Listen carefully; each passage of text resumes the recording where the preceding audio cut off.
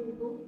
Bonjour, je suis le docteur Touati, je suis pharmacienne microbiologiste, j'ai le grade de maître de conférence A et j'exerce en tant que chef d'unité de microbiologie au laboratoire mère-enfant situé au CHU de Beni-Messous. Parlez-nous de la chimiothérapie anti-infectieuse en pédiatrie.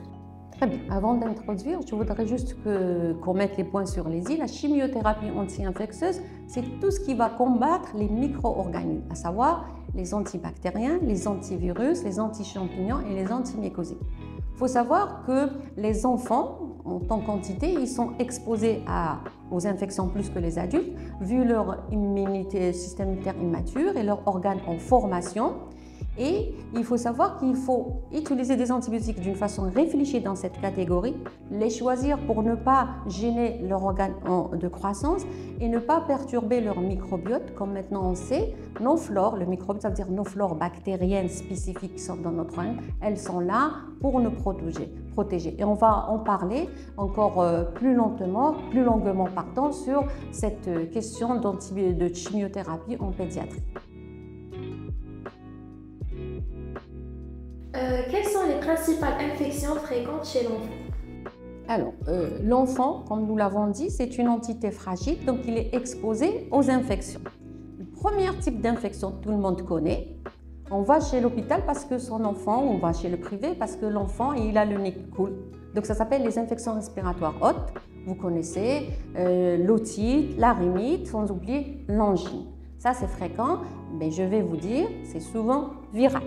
Le deuxième type d'infection, c'est qu'une fois que ça ne va pas, on peut avoir des infections respiratoires basses. Ça, c'est fréquent. On va atteindre les bronches, ce sont les bronchites, les bronchiolites chez les tout petits. Et encore une fois, ça, c'est souvent viral. La troisième infection, ce sont les infectiurides. Ça, c'est bactérien. Et là, on va utiliser de la chimiothérapie anti-infectieuse à notre disposition, beaucoup plus les antibiotiques, à moins de degré, les antimycosiques. Et la quatrième, la dernière, ce sont les diarrhées. Les diarrhées, il faut savoir qu'elles sont causées aussi souvent par des virus. Elles nécessitent beaucoup plus de prévention que du traitement. Voilà. Chez l'enfant, on a donc 4 infections fréquentes qui reviennent récurrentes et qu'on doit prendre en charge au niveau des secteurs publics et privés. Quels sont les risques infectieux liés à l'hospitalisation en pédiatrie? Alors, je reviens toujours à dire, c'est une personne fragile par son immaturité, donc elle a besoin d'assistance. Les enfants, on est toujours là en train de les laver, de les déplacer, de les ausculter.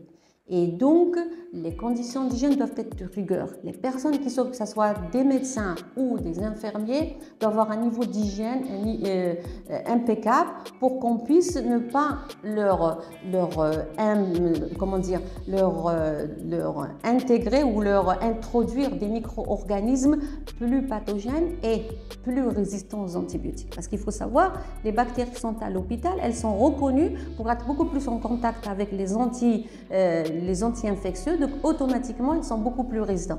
Donc le risque, c'est qu'un enfant rentre pour faire soigner une petite méningite à une bactérie résistante à l'ampicilline et de ressortir avec une infection urinaire dans laquelle il va trouver une bactérie résistante aux antibiotiques qu'on utilise classiquement comme les céphalosporines de 3e génération.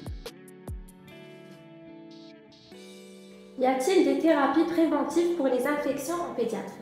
Encore heureux. Et ça, c'est la chose la plus extraordinaire qu'on a, c'est la prévention. Tout ce qui est non anti-infectieux, ça devient de la prévention. La prévention, elle est située à 2 niveaux. Et ça, tout le monde le connaît, que ce soit les étudiants, que ce soit les mamans, le calendrier vaccinal. On se vaccine pour éviter les infections virales, pour éviter beaucoup d'infections bactériennes à caractère qui peuvent avoir un lourd taux de mortalité. Mais ça ne suffit pas si on n'insiste pas sur l'hygiène. L'hygiène, c'est la maman qui doit apprendre aux enfants l'hygiène. Et à l'école, tous les maîtres d'école, toutes les personnes doivent apprendre aux enfants comment on se lave, comment on prend soin de sa personne, de telle façon est-ce qu'on empêche la pénétration des micro-organismes ou des germes indésirables dans notre organisme qui peuvent être à l'origine d'infections. Selon vous, quelle est l'importance de faire des conférences et des sensibilisations sur ce sujet? Alors, il faut savoir que la sensibilisation, c'est notre arme de bataille. On est obligé de sensibiliser. Et ça va s'adresser à qui? À nos futurs pharmaciens, à nos futurs cliniciens. Et donc, la chose la plus importante, et j'espère que tout le monde regarde ça, et il voit ce que l'OMS est en train de nous dire. Si on continue, d'ici 2050, on reviendra à ce que nous appelons l'ère avant Pasteur. Ça veut dire on va mourir d'une infection plus qu'on va mourir d'un cancer, parce qu'il n'y a plus rien à donner. Donc, c'est important de dire aux gens, si vous donnez des anti-infectieux, surtout des antibiotiques, soyez sûr que votre malade nécessite. Et donc, c'est ça la sensibilisation. Ne donnez pas. Les médecins, il faut leur dire, surtout les généralistes, les nouveaux diplômés, n'inscrivez pas des antibiotiques pour calmer ou rassurer votre ego. Et les pharmaciens, s'il vous plaît, ne vendez pas les antibiotiques ou toute chimiothérapie anti-infectieuse sans qu'il y ait une ordonnance validée par un clinicien. Donc la sensibilisation est de mise dans ce genre de population afin de dire attention, demain on ne pourra pas sauver nos malades. Et l'objectif de notre existence, c'est de sauver nos malades.